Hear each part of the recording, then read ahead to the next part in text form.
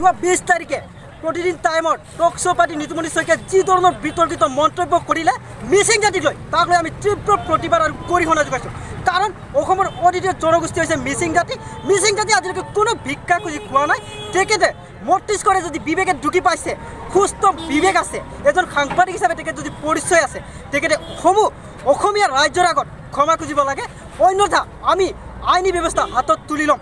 48 ঘণ্টা আমি সময় দিছোঁ।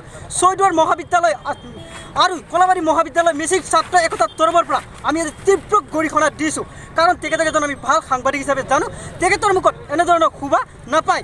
গতিকে আমি সেই মুহূৰ্তত তেখেতক আহ্বান জনাইছোঁ, মিচিং জাতি নহয় বৃহত্তৰ অসমীয়া জাতিৰ স্বাৰ্থৰ খাতিৰত তেখেতে আমাক ক্ষমা খুজিব লাগিব, তাকো ৰাজহুৱাভাৱে। তাকে কৰিব নোৱাৰিলে তেখেতক হুঁচিয়াৰ কাপুৰুষ বুলি আমি গণ্য কৰিম আৰু আমি বয়কট কৰিবলৈ বাধ্য হ'ম। গহপুৰত ছয়দুৱাৰ কলেজ মিচিং ছাত্ৰ সন্থাৰ অৱস্থান ধৰ্মঘট প্ৰতিবাদী কাৰ্যসূচী।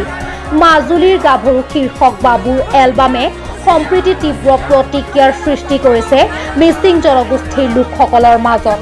তেওঁলোকৰ অভিযোগ, উক্ত গীতটোক লৈ 20 নৱেম্বৰত প্ৰতিদিন টাইমৰ অভিমত অনুষ্ঠানত মুখ্য সম্পাদক নিতুমণি শইকীয়াই মিচিং সমাজক তুচ্ছ তাচ্ছিল্য কৰাক লৈ তীব্ৰ প্ৰতিক্ৰিয়া প্ৰকাশ কৰিছে মিচিং জনগোষ্ঠীয় সংগঠনসমূহে।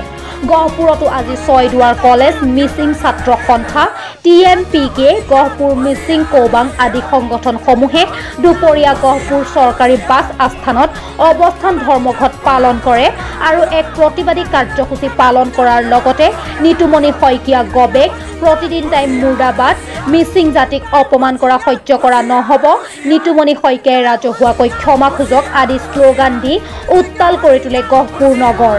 গহপুৰৰ পৰা তুৱাকান্ত দুৱাৰাৰ report, Indian Prime News, Assam.